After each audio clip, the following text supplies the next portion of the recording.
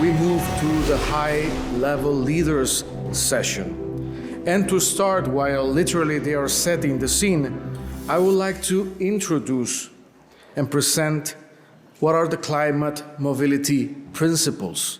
And it's the 9 climate mobility principles.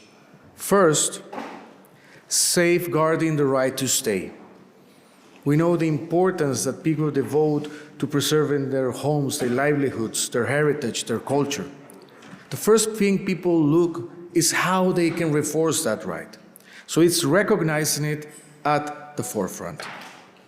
2, enabling mobility with dignity. We see throughout the world that people are on the move and there is mobility. But sadly, often it happens without reinforcing that dignity.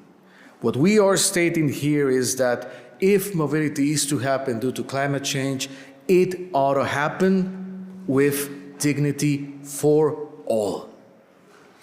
Thirdly, addressing the risk of immobility. We also see people in places that are becoming more inhabitable due to different conditions, sea level rise, due to extreme heat, and not having either the resources, the knowledge, the data sets to take those decisions or to make this decision. So addressing immobility is part of this comprehensive framework. Fourth, pursuing rights-based policy responses. Any policy response to address climate mobility has to be rooted in human rights, has to be rooted in international law.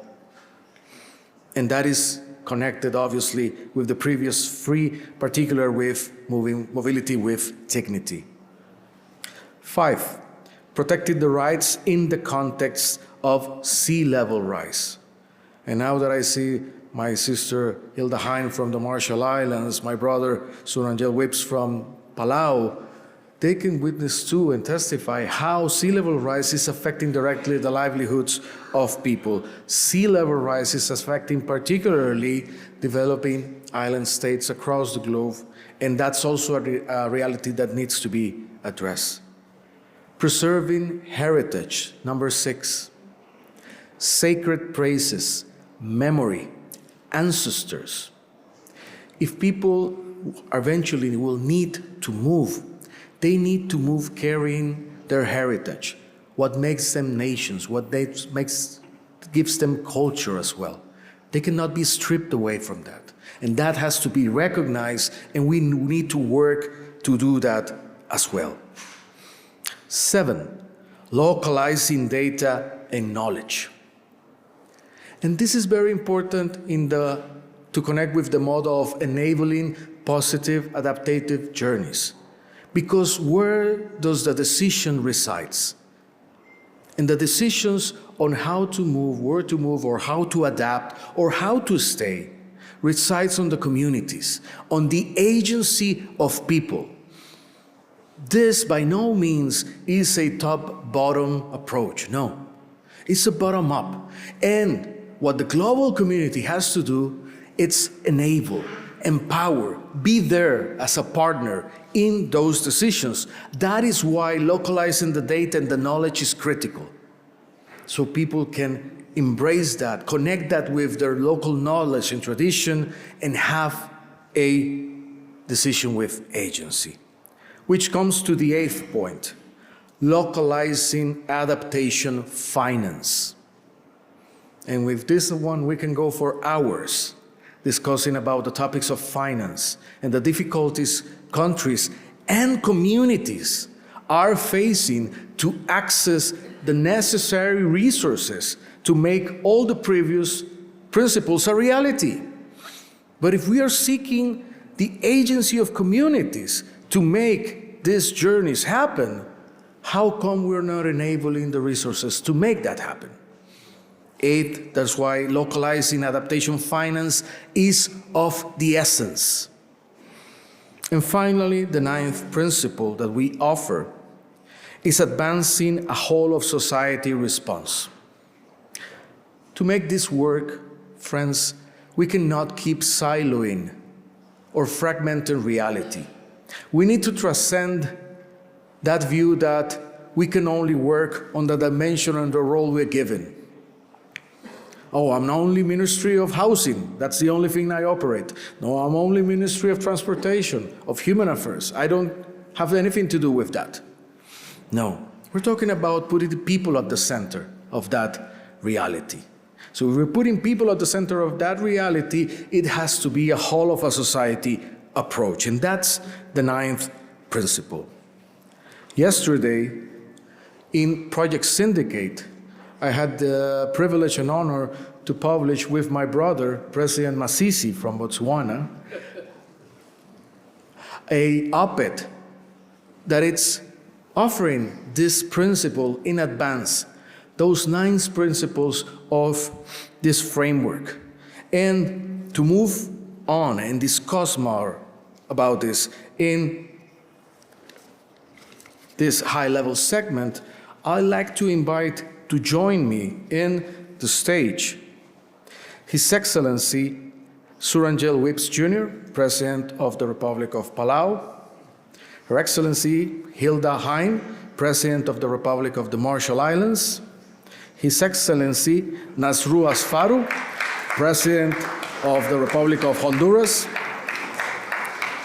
His Excellency Reverend Sir Tofiga Valao Falani, Governor General of Tuvalu, His Excellency Terence Drew, Prime Minister of St. Kitts and Nevis, and finally, His Excellency Us Hussein Mohamed Latif, Vice President of the Republic of Maldives.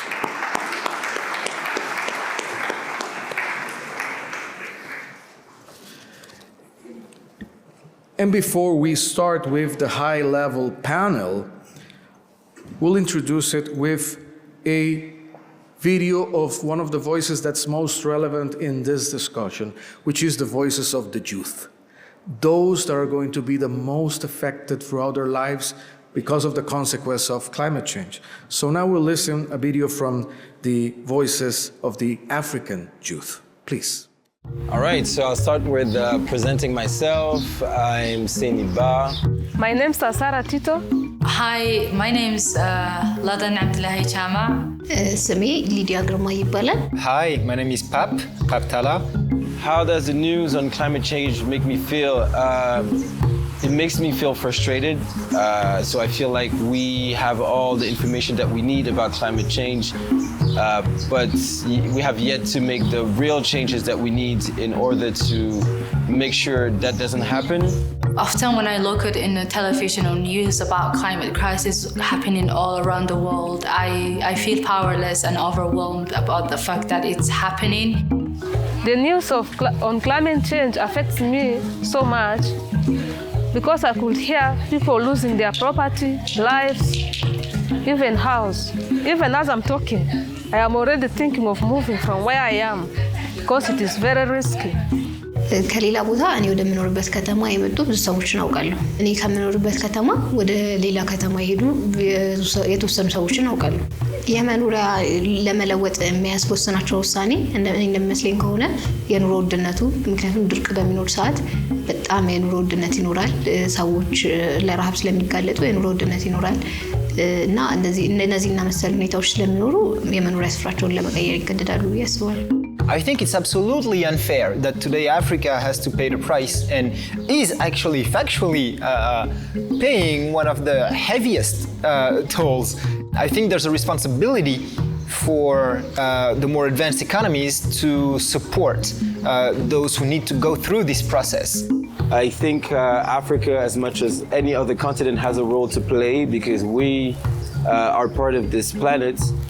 It's known that Africa is far from being the place where the pollution is coming from. So that doesn't mean we don't have to play our role in it. So I wanna believe that it's going to change, but it's not going to change by itself. የአየር ንብረት ለውጥን ለመከላከል ሁሉም ሰው ኃላፊነት አለበት ብዬ አስባለሁ። ማለት ሁሉም ሰው የየራሱን ድርሻ ከተወጣ የተሻለ ነገር ይመጣል ብዬ አስባለሁ። I kind of relate it to my future because environment is something that I want to do as a career. For me, for example, I think I believe I have a bigger responsibility in that role. As I was been doing environmental education, I need to educate people how the climate change is affecting our planet. That's why I want to learn agriculture such that I will be in position to farm and provide food for my family. I do feel very hopeful about my future and the future of my country, because I know that it's in times of crisis and of dire need that we actually find the strength and the creativity to do new things.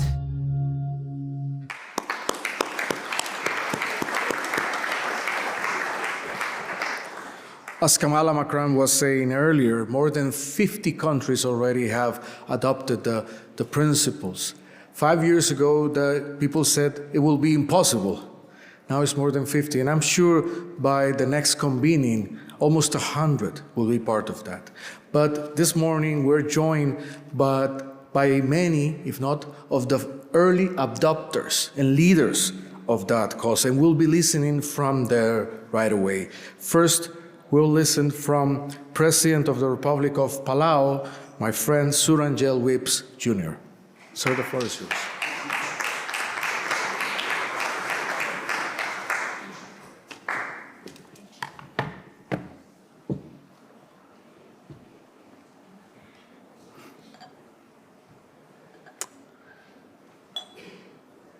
Conference host, Ms. Pauls of the Robert Bosch Foundation, Managing Director Kamal Amakrane of GCCM and President Alvarez and the Government of Germany, Excellencies, climate mobility champions, ladies and gentlemen, Ali from the Republic of Palau. You know, in Palauan oral history, we share a story of the Kasabugu Rairai. It's a legendary eel in the village of Airai that was born with two heads but shared one tail. And as it grew, it was always pulling in opposite directions, chasing prey, going nowhere, and exhausting themselves. Only when they realized that they shared one body, one life, and one destiny did they begin to coordinate. And by working together, they swam faster, navigated the treacherous reef currents, and thrived. You know, today, humanity finds itself in that position of the two-headed eel. We are divided by borders, yet we share one planet, one atmosphere, one climate, and one destiny. Palau is proud to endorse the global principles for addressing climate mobility. For us, climate mobility is not a future projection. It is a lived, present reality. Across the Blue Pacific, communities are already navigating the rising tides and the warming world. We face severe coastal erosion, king tides that swallow our shores, coral bleaching that decimates our marine life, and intense storms that destroy our homes and shifting rainfall that threatens our water security. These are no longer isolated disasters. They are the backdrop of everyday life. Families are already facing the agonizing decisions. Do we stay and fight the rising sea, or do we leave the graves of our ancestors? That is why the Pacific states adopted our pioneering regional framework on climate mobility. We are profoundly grateful to see its core tenets elevated today into these global principles. Palau stands fiercely behind our community's right to stay. Our people wish to remain anchored in their islands, deeply connected to their culture and ancestral lands. This principle reflects a fundamental truth. No one should be forced to flee their home simply because the international community failed to act. Yet, as the ocean rises, we must be realistic. Governments must work like the two heads of the eel, in perfect tandem. We must anticipate future mobility, establishing safe, orderly, and dignified pathways that protect human rights while building resilience for both origin and destination communities. We welcome the principle's explicit focus on sea level rise.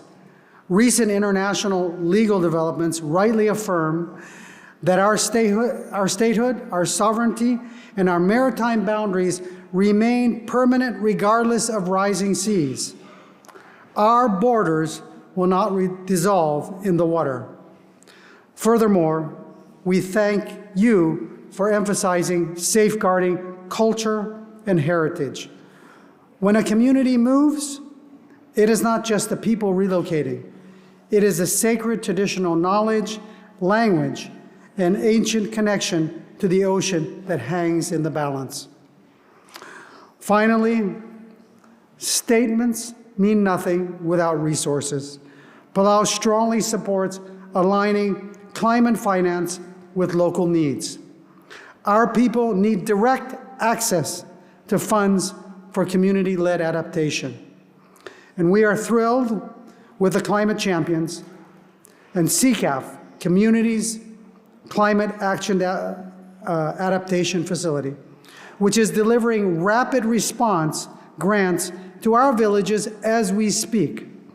We look forward to showcasing those grassroots successes when Palau hosts the Pacific Island Forum Leaders meeting this coming August 30th to September 3rd. Ladies and gentlemen, the two heads of the eel survived because they chose cooperation over conflict. Let us choose solidarity. Let these principles guide us toward a future of dignity, justice, and resilience. Danke schön, Kokman Masulang. Thank you.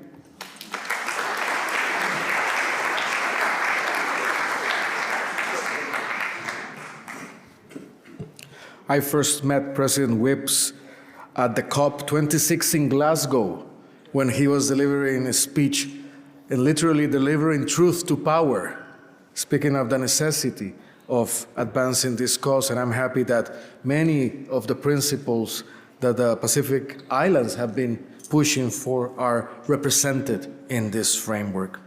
Similarly, there are other champions, for example, that were essential to advancing the Paris Agreement through a group called the High Ambition Coalition, that it was led by a country called the Marshall Islands, that also led other coalition, the High Ambition Coalition for Nature and People, responsible of the 30 by 30 protection of land and ocean. I have to say that gladly done with Costa Rica.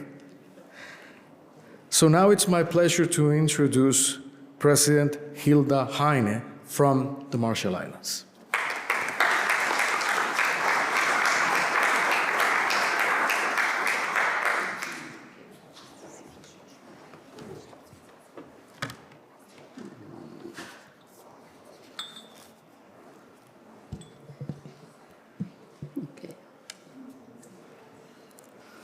Excellencies, colleagues, and friends, Yahweh, and warm Pacific greetings from the Republic of the Marshall Islands.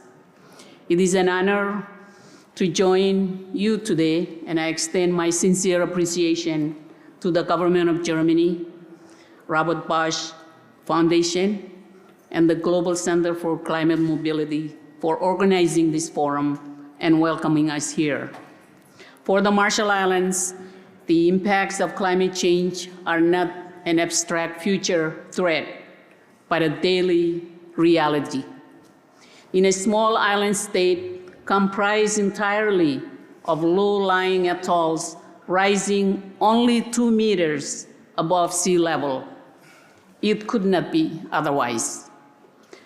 As the seas rise, there is no high ground for us to retreat to. Too often, migration is proposed as an acceptable solution for Marshallese people, by those who are not Marshallese. But I can say with absolute certainty, after completing our national adaptation plan, that for the vast majority of Marshallese who remain at home, migration is not their chosen adaptation strategy. Emissions must be stopped, and adequate adaptation finance must be provided. This is the heart of climate justice. So I'm glad to see that the right to stay is the first principle that we endorse today. It resonates deeply with our people's hopes for the future. These global principles for addressing climate mobility as a whole are vitally important as we face changes to our planet that islanders have warned about for decades, and I'm pleased to endorse them. Now, we need to work together to ensure that the principles have an impact across multilateral forums that can address the climate crisis, stop emissions, and prepare our world to adapt to the impacts that have become unavoidable. We must work together as friends and allies wherever decisions are made that need to respect these principles. The transformation of global economies, energy systems, and financial models is a task no country can undertake alone. So we must bring together our diverse countries to drive change in new forums, but also in those that have been established for decades, where progress is slow but critically important. In the UNFCCC, the High Ambition Coalition, as was mentioned earlier, has brought countries from every continent together to secure the 1.5 Celsius temperature limit, of which RMI is fully committed, and drastic increases in adaptation finance commitments. At the Human Rights Council, progressive countries have worked together to put climate at the top of the agenda, including through the creation of a special rapporteur. And we must work with others, including those outside of government.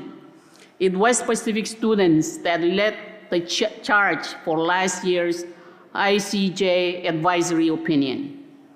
That opinion was a landmark step towards the growing recognition that a country's statehood, sovereignty, and maritime zones cannot be diminished by sea level rise as a result of climate change. This affirmation of continuity is also a central component of these principles we are endorsing today. And for the Marshall Islands, there can be no ambiguity about this. Excellencies, friends, climate mobility will be a defining challenge of our time. I hope that climate vulnerable countries, large and small, will work together to support each other. We have an excellent set of principles agreed, and it is time to talk about how we put them into practice. I look forward to advancing this effort with all of you. Komoltada, and I thank you.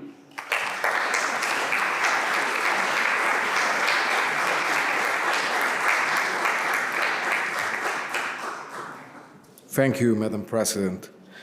Before continuing with our list of distinguished speakers, we'd like to give the floor also to the youth, and in this case, to a youth speaker from St. Kitts and Nevis, and in the form of poetry.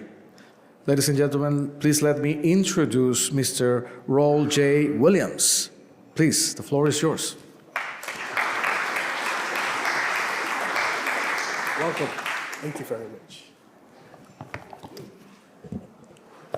Excellencies, colleagues, friends, youth fellows, good morning.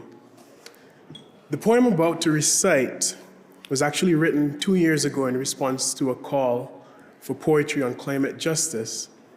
And then last year, it inspired me, as part of my Climate Mobility Fellowship with GCCM, to spearhead an anthology, which I hold in my hands. And it dawned on me this morning that for the very first time, I'll be reciting this poem from the physical copy of my anthology. This poem is entitled Displaced Never Again. To be but a speck or a collection of specks in this 21st century oven, facing the torment of volatility, we are losing a battle we can barely fight and a battle we did not start. We are at war. For decades, we have played catch-up in the rapid race to development, members of so many global fraternities, but we were never enough, never had enough to displace the warming ocean more than the ripple of a pebble, or to dump more plastics that, when clumped together, are more than our land masses combined. Yet here we are, on the brink of catastrophe, having to fight for survival in a battle we did not start. Our voices are loud, their hearing impaired.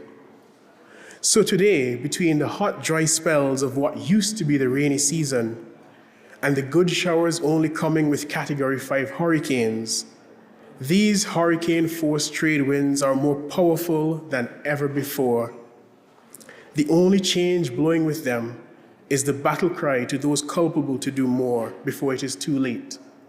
We owe it to our ancestors displaced by these trade winds to assert our right to exist unhindered, to be displaced never again. Thank you.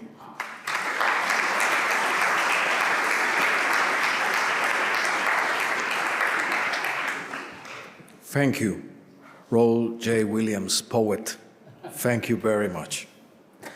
We'll now listen from my part of the world, Central America, from President Nasri Asfura de Honduras. Presidente.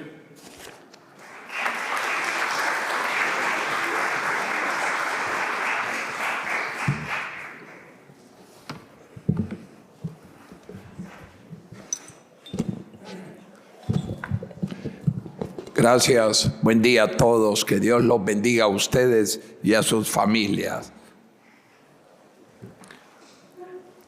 Espero que estén bien, honorables, distinguidos presidentes, a todos que están aquí hoy.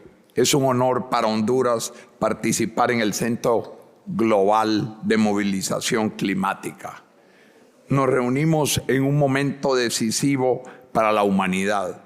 Los efectos del cambio climático no representan una amenaza futura, es una amenaza de hoy, actual, que debimos de haber actuado décadas atrás para poderlo mitigar los desastres. Se pueden imaginar en Honduras en el año 2020, en noviembre de 2020, 2 huracanes seguidos, Eta y Iota, en menos de 10 días. O tenemos mucha agua o tenemos sequía. Esa es la lucha que tenemos. Diariamente tenemos que luchar para salvar vidas, para tener seguridad alimentaria, para tener agua también, para sostener nuestra infraestructura, la biodiversidad y el bienestar de millones de personas en nuestro país y así igualmente millones de personas en el mundo entero. Soy signatario del Acuerdo de París.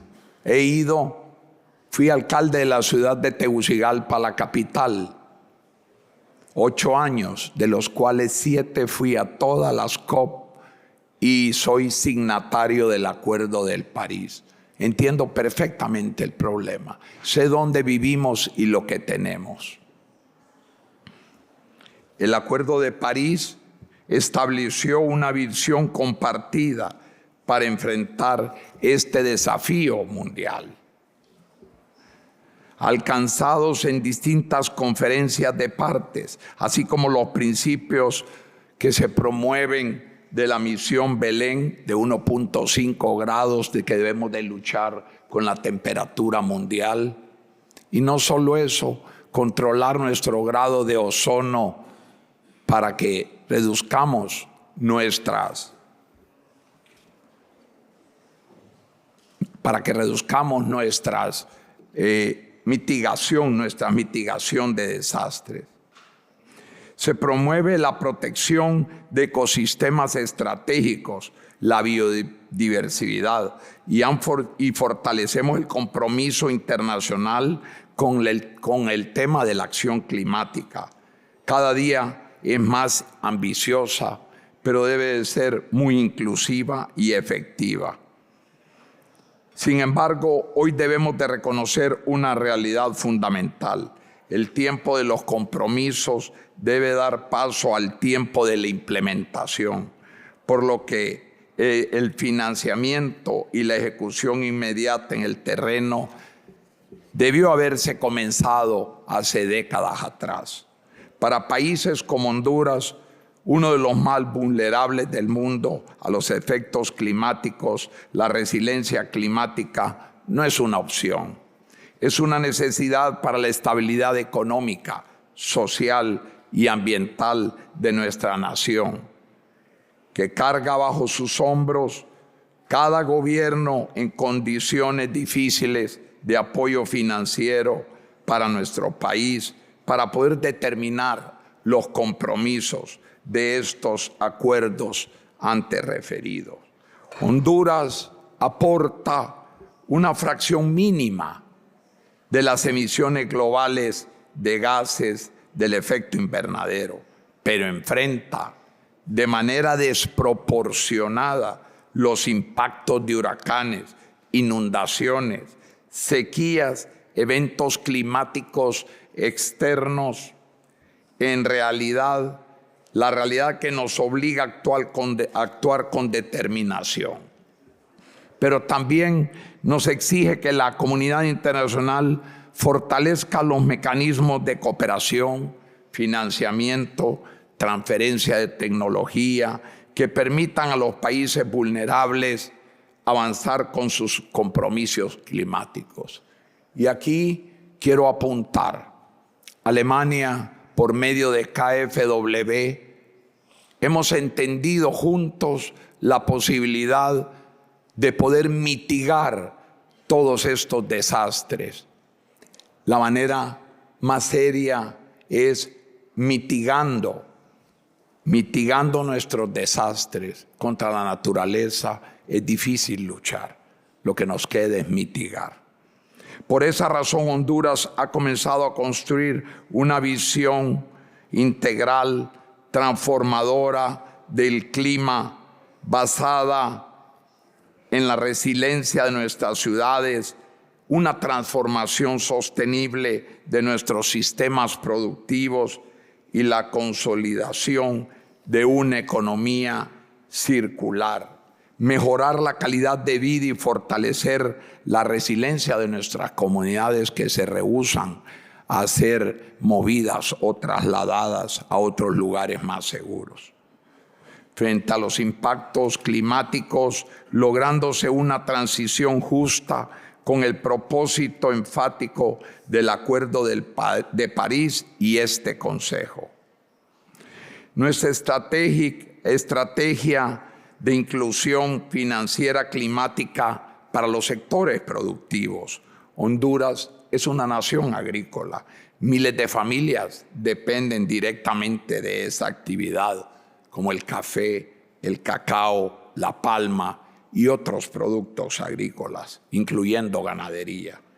Por ello estamos desarrollando instrumentos financieros que permitan a pequeños y medianos productores acceder a inversiones orientadas a la adaptación climática, la mejora genética a la agricultura, climáticamente inteligente los sistemas agroforestales, la conservación de bosques, la restauración productiva y la generación de energía renovable. Instrumentos que se promueven a través de la gestión de fondos en estos temas tan importantes. Nuestra visión es clara: convertir a los productores rurales en protagonistas de la acción climática, fortaleciendo simultáneamente la productividad, la resiliencia y la captura del carbono. Una economía como instrumento de transformación económica, inclusión social y descarbonización industrial. Honduras está impulsando una estrategia nacional orientada a transformar residuos en recursos productivos. Esta transformación permite reducir emisiones, disminuir la dependencia de materias primas importadas, preservar divisas, fortalecer la industria nacional y generar nuevas oportunidades económicas. Quiero poner un ejemplo de producción. Honduras produce 45,000 toneladas de camarones al año. Cada tonelada que producimos de carbón tiene 26% menos contaminación que cualquier otro país productor de camarón en el mundo. Estas experiencias nos demuestran que la acción climática puede convertirse simultáneamente en una política de reducción a la pobreza, generación de empleo verde y desarrollo económico inclusivo. La transición justa debe significar que nadie se puede quedar atrás. Debe significar que los agricultores, los trabajadores, las comunidades indígenas, los jóvenes, las mujeres, las poblaciones más vulnerables, encuentren en la acción climática nuevas oportunidades para prosperar. Por ello, Honduras concibe la descarbonización no como una restricción al crecimiento, sino como una oportunidad para modernizar nuestras ciudades, fortalecer nuestros sistemas productivos, proteger nuestros recursos naturales y construir una prosperidad climática inclusiva y que todos podamos minimizar la movilidad migratoria como resultado de la baja resiliencia y la calidad de vida en la cual la mayoría de nuestra población está sumida. No obstante, debemos de ser claros. El cumplimiento de los compromisos climáticos requiere recursos adecuados. Los países vulnerables necesitamos acceso más ágil y efectivos al financiamiento internacional. Necesitamos fortalecer mecanismos de adaptación, resiliencia y pérdidas, daños y otros. Necesitamos acelerar las transferencias de tecnología y necesitamos explorar instrumentos innovadores como la conversión de deuda por la acción climática y por la conservación de la naturaleza. La movilización climática global debe reflejar una responsabilidad compartida, pero también una solidaridad efectiva con quienes enfrentan los mayores riesgos y cuentan con menores capacidades financieras. Tenemos que construir ciudades resilientes con urbanizaciones climáticamente amigables.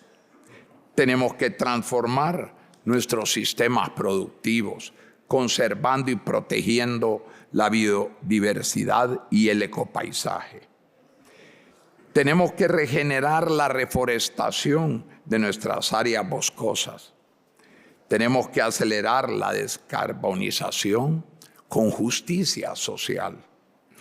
Y todas ellas para demostrar que el desarrollo sostenible puede convertirse en una herramienta real de prosperidad de nuestros pueblos. Creemos que la mejor política climática es aquella que convierte la inversión ambiental en bienestar para las personas. Creemos que la resiliencia climática debe traducirse en oportunidades económicas. Creemos que la transición justa debe generar prosperidad para quienes más la necesitan. Y creemos que la cooperación internacional sigue siendo el instrumento más poderoso para enfrentar el mayor desafío de nuestros tiempos. Honduras reafirma hoy su compromiso con los objetivos del Acuerdo de París y extiende su voluntad de trabajar junto a la comunidad internacional para construir un futuro más resiliente, más inclusivo y sostenible para las futuras generaciones. Muchísimas gracias. Que Dios los bendiga a todos. Gracias.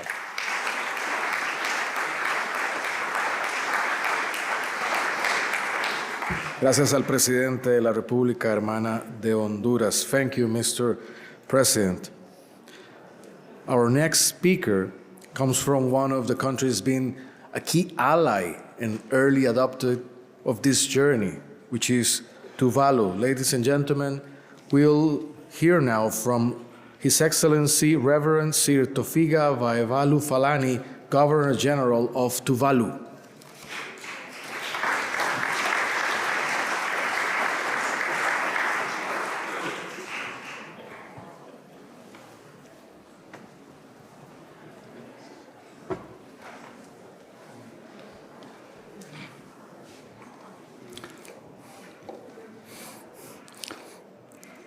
Talofa. Excellencies, distinguished delegates, Tuvalu speaks today not merely as a nation facing crisis, but as a people facing an existential question that no nation in human history has ever had to answer. What happens when the land beneath your feet becomes constantly flooded? Our 9 atoll islands, rising no more than 3 meters above the Pacific Ocean, are on the front line of climate emergency we did not cause. Every king tide, every cyclone, every millimeter of sea level rise narrows the margin between our home and the sea. It is in this context that Tuvalu endorses the global principles for addressing climate mobility as a milestone and an overdue step forward towards a comprehensive international response. We wish to speak to 4 tenets of these principles that matters most to Tuvalu. First, the right to say. Tuvalu's people are deeply rooted in our land, our lagoons, in our language, and our vanua, our sense of belonging to place. We do not wish to leave our beloved country, Tuvalu. We will not be defined by departure. The principles rightly affirm that the right to stay must be protected through urgent emissions reduction and seals investment in locally led adaptation. For Tuvalu, this means seawall constructions, mangroves restoration, freshwater protection, and climate resilience, land reclamation. These are not abstract policies. They are the difference between a future of our children on Tuvaluan soil and the loss of most we have inherited. We call on all major emitters to honor their Paris Agreement commitments. Because for Tuvalu, 1.5 degrees is not a target. It is a survival threshold. Second, safe and dignified mobility pathways.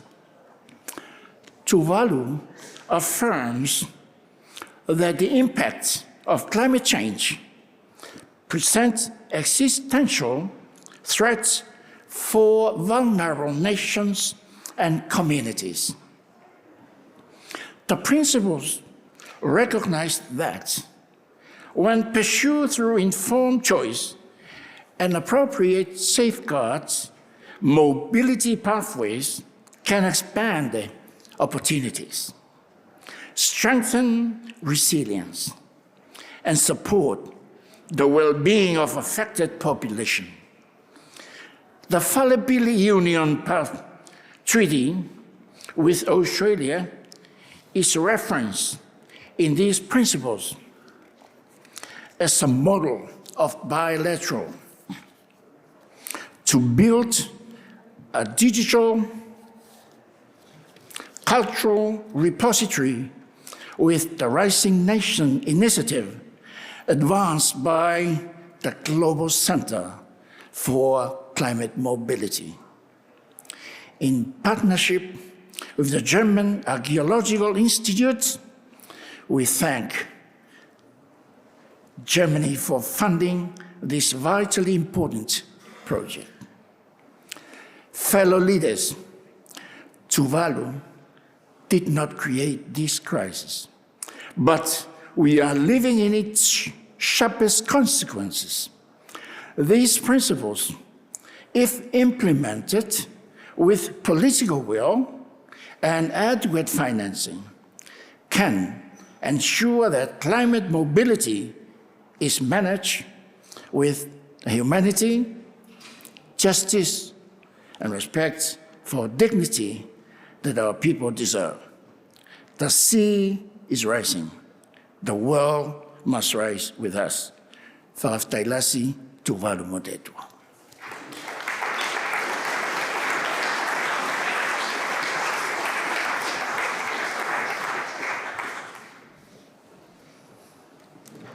Thank you very much to the Governor General of Tuvalu. Before our next speaker, we'll see a short video of the CCAF, the Community's Climate Adaptation Facility, which demonstrates the impact of quick finance that goes directly to the communities. Please.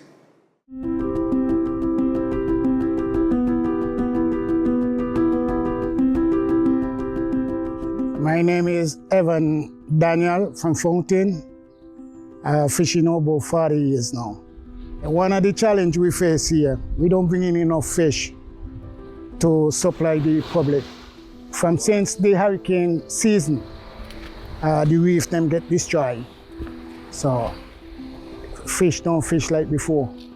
Well, the grant we receive, if we could in terms get concrete to supply the roof, it will be better than galvanized. For me, when I go out and see whatever I catch, I'm satisfied.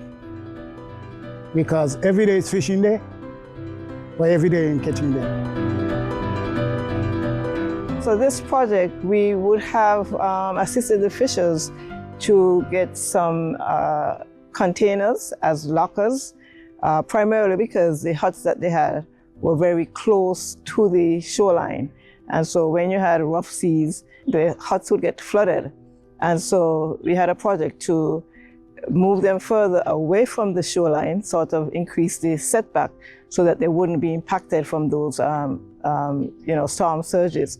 And we know with climate change, we expect to see storm surges more often and probably more intense. And so this CCAF project is going to assist us in helping the fishers to protect the roofing of the containers. Some of them are leaking now, and so this would help to protect them from the leaks because some of them store their engines and different things like that in there. We would like to thank the CCAF and GCCM for their support in assisting the fishers at the Newcastle Bay Foundation. They really need the assistance with the containers. They're leaking. People are breaking into them. So we are kind of glad that they are here to assist us with making things a lot safer for them. Well, as you know, climate change is affecting everybody. And for these fishers here, the sargassum is a big issue here.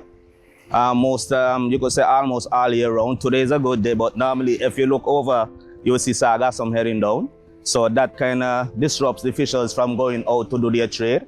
Also, with the temperature changing, you'll find that there's not much fish around like it used to be. You'll find like the lobsters are going deeper for colder waters and stuff like that. So the fishermen basically now are not catching as much as they used to. Better infrastructure would mean their gears would be safer.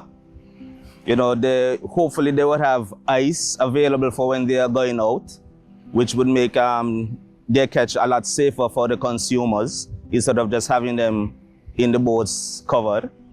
And also it would look a lot better. We need to beautify the place as well. So the fishers here, they actually have to extend a lot more work hours trying to catch fish, and the securing of their equipment is of importance to them.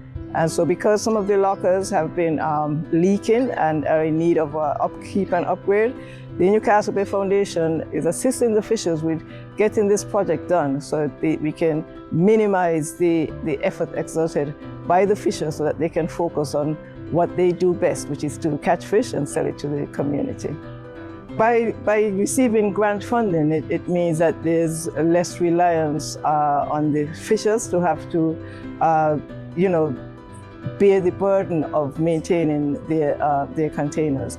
And so when they're able to benefit from the grant funding, then they can keep the price of the fish down. And of course, the community would benefit from that because they will pay less prices. So it's really about making the livelihoods of the fishers easier and manageable. So it's very important that we can get this type of funding to assist the fishers.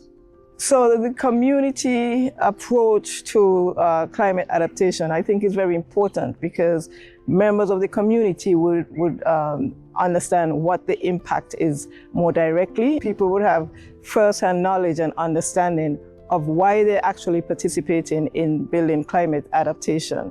And once you're able to get the community mobilized, then you build more community spirit. The projects tend to be more sustainable. Everybody would have a vested interest to ensure that, the project can continue to be fit for purpose in terms of what it was designed to do.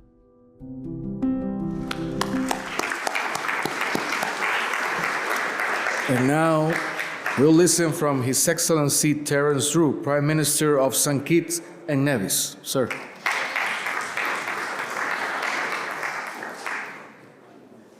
Thank you very much. Colleagues, Excellencies, distinguished delegates, we just had the opportunity to see St. Kitts and Nevis, specifically Nevis. If you were to look closely, you'll recognize the beauty of the island and the beaches that are also there.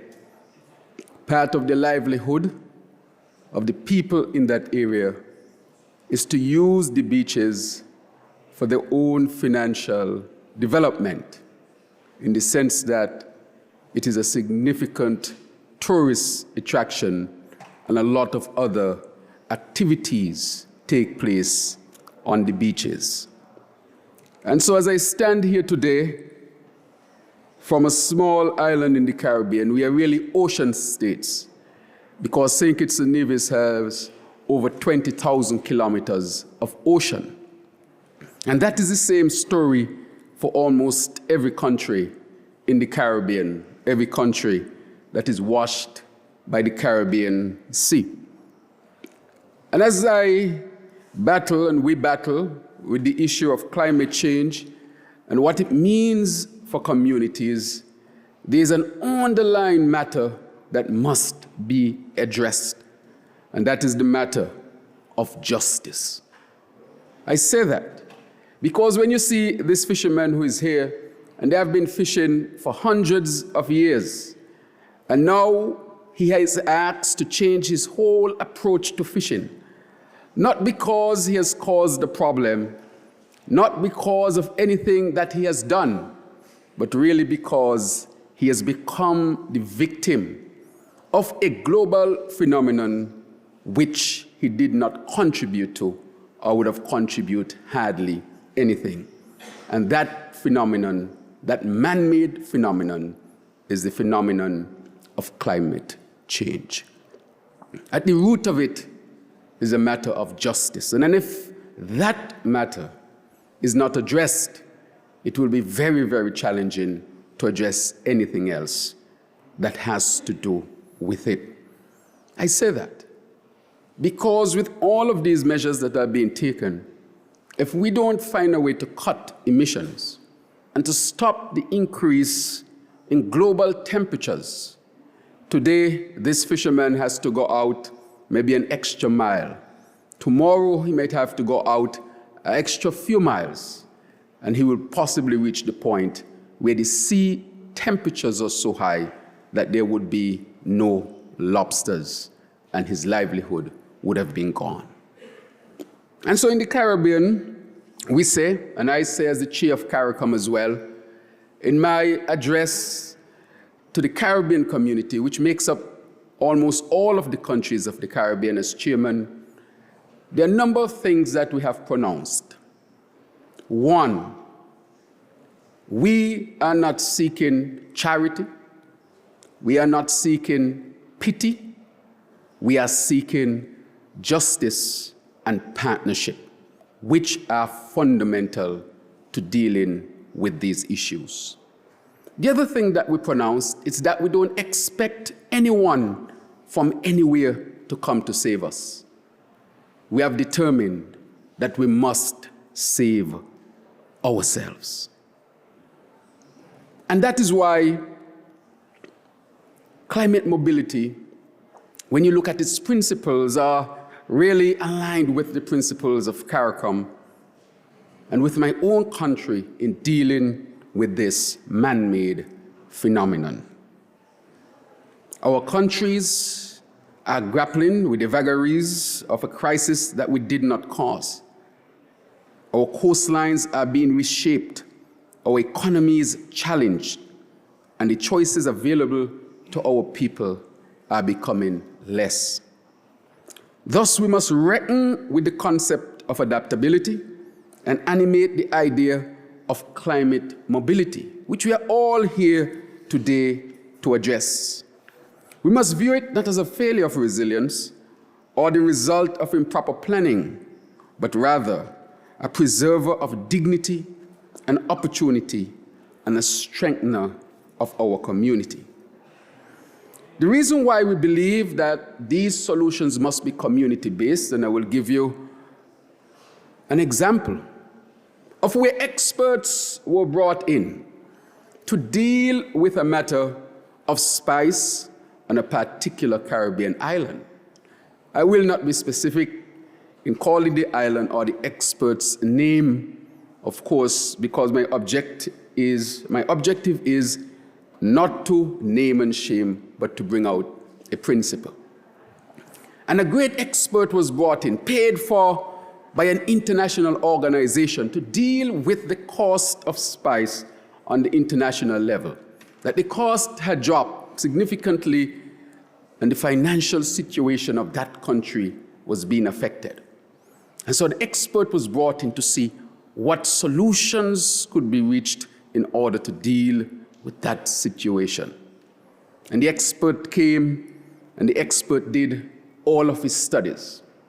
And when he concluded, he said, we recognize that there are a lot of spice trees across the island. However, the cost for spice in the international market has gone down significantly But we recognize that there is a particular flower that is related to this spice that has an excellent price on the market. And if this flower is used instead of spice, the financial situation of the country can be saved. And the recommendation was to cut down all of the spice trees and plant the flower trees. What he did not recognize is that the same tree that produces the spice is the same tree that produces the flower. Hence, if you cut down all of the spice trees, by extension, all of the flower trees would be gone. What is the lesson in that? Did you need an expert to reach that conclusion, that this was an absurdity? But had that expert involved the local community, it would have saved him the embarrassment, and the country would have extracted what could have been extracted had there been collaboration. Hence, I strongly believe that anything that is to be done at the local level must involve the local communities. It will be considered arrogant to think that local people who had been living there for hundreds of years, who had developed solutions and who had adapted to that climate and who had local solutions to any issue, that it would be arrogant not to include them in the solution.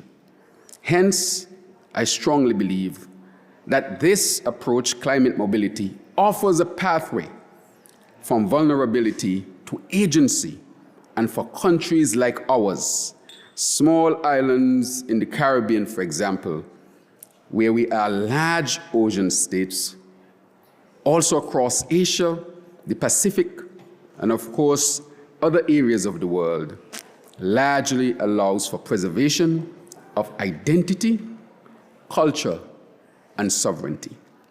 Thus, the work of Global Center of Climate Mobility to partner with our country, align climate financing with local needs, and cultivate policies, principles, and provisions that help to level an otherwise uneven playing field. This must be commended, supported, and amplified. As we look at the example of Nevis, those are local fishermen partnering with this Global Center for Climate Mobility to find local solutions, which of course are the best solutions almost always. Therefore, it is an honor to endorse the global principles for climate mobility as viable measures for national security, citizen safety, human rights protection, and long-term development planning. For our Federation of St. Kitts and Nevis, GCCM has been an ally, a friend and a partner in a geopolitical climate that is becoming increasingly and troublingly uncertain. Your unwavering commitment, especially through your community's climate adaptation facility, is helping us to defend the rights of our people, particularly our coastal communities, protect our heritage and culture, and empower lives and livelihoods through financing that is direct and aligned with community adaptation needs. And therefore, I take the opportunity to reaffirm St. Kitts and Nevis's commitment to this partnership, to continuing the work together so that we can ensure that climate mobility is managed not only as a crisis, but as a shared opportunity that helps uphold dignity, rights, and builds resilience across nations. It is partnerships like these that keep me optimistic, that keep me hopeful. Partnerships like these tell us that what we seek to do is possible. We just have to work together. Thank you very much.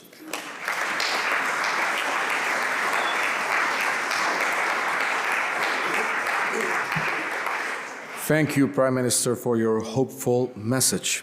And our last speaker of this segment, we proceed with His Excellency Us Hussain Mohamed Latif, Vice President of the Republic of the Maldives.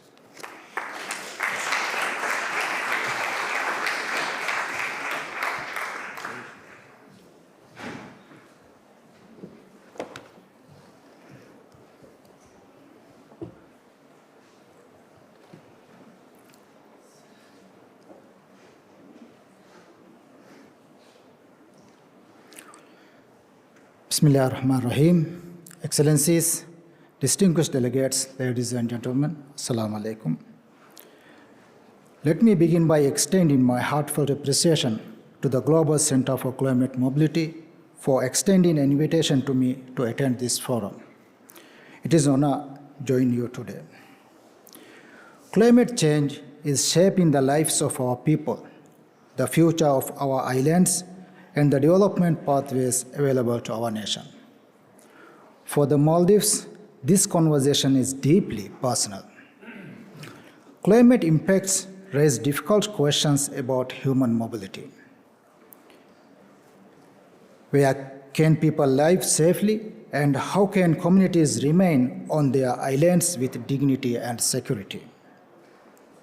For many countries, these may be questions for the future. But for the Maldives, these questions need sustainable answers now. The Maldives continues to pursue a development pathway centered on investment in safer and climate-resilient islands. We have invested in coastal protection, resilient infrastructure, and integrated adaptation across sectors, enabling communities to prosper despite increase in climate risks. In doing so, we have demonstrated an important principle. Climate mobility should begin with resilience, prevention, and expanding opportunities for people to remain safely where they choose. The island of Hulumale is one of the clearest examples of this approach. Developed in higher elevation than the rest of the country, and as a climate-resilient urban center, Hulumale represents a long-term investment in adaptation and human security. It was designed to reduce climate risk while improving access to services, creating economic opportunities, and bringing communities together under safer and more sustainable conditions. And now, through the development of Rasmale, we are building on this approach and making significant efforts for the next generation of climate-resilient urban development in the Maldives. These are not just infrastructure projects. These are investments in security, opportunity, and hope. Too often, climate mobility is discussed only after communities have already been displaced. However, for frontline countries like the Maldives, the goal must be to act before crisis forces movement. Our objective must be to expand choices, enabling people to remain safely where they are, and ensuring that any movement is planned, voluntary, and dignified. Excellencies, the Maldives experience shows that solutions are possible and communities can be protected. However, vulnerable countries cannot deliver these solutions on their own. This is why international cooperation and enhanced climate finance are central to addressing climate mobility. When adaptation finance is delayed, inaccessible, or insufficient, communities are left with fewer choices. But when support is predictable, accessible, and adequate, it empowers communities to strengthen resilience, protect livelihoods, and shape their futures with dignity. We call on our development partners to scale up concessional and grant-based finance, technology transfer, capacity building, and investments that respond to the realities of small island economies. The Maldives remains open to partnerships that help build a climate-resilient future, strengthen our economy, protect our people, and preserve the unique ecosystems upon which we depend. Excellencies, Today, the Maurice is pleased to endorse the climate mobility principles and welcome their role in advancing people-centered, right-based, and forward-looking responses to climate mobility. But principles alone are not enough. They must be matched by action. Action that ensures vulnerable countries and communities have the support that they need to build resilient futures. Let us choose cooperation over division, prevention over crisis, and hope over inevitability. Thank you.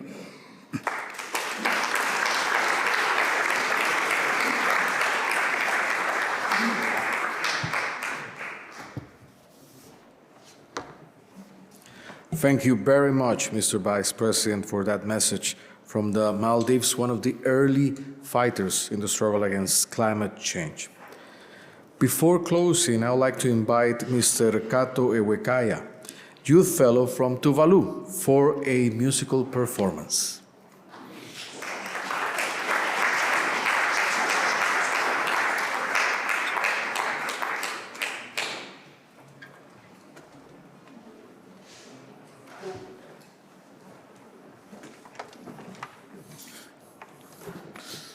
Talvo, Your Excellencies, distinguished guests, my name is Kato Ewekia from Tuvalu, a Youth Fellow of Global Center of Climate Mobility.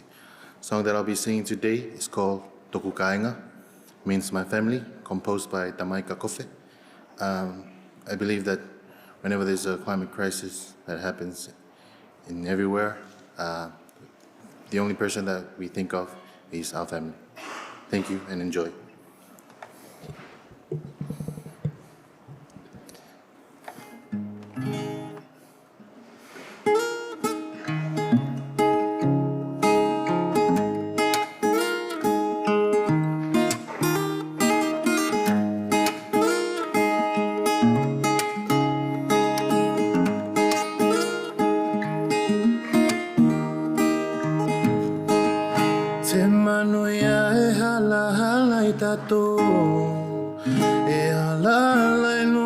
Samamo talosia ke whakamanu ia mai whakamoemohenga kausakinga e ki tawa ke whakamanu si tofuka ke atai te lalo langi tolo tae toka motonga fiti whakamoemohenga ke manu ia manatu natu atu manatu natu atu manatu natu atu motoku kainga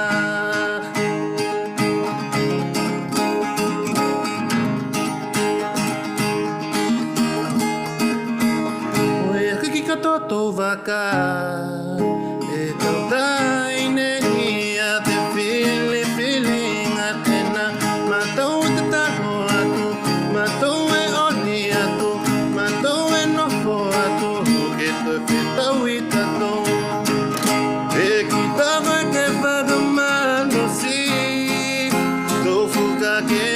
te lalo langi tolo toe toka motonga fiti whakamoemoenga ke manuia manatu natu atu manatu natu atu manatu natu atu motoku kainga manatu natu atu manatu natu atu manatu natu atu motoku kainga. Thank you very much.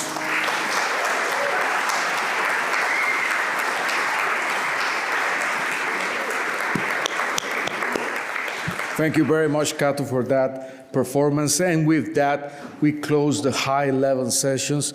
Please, a round of applause for our leaders and all the participants.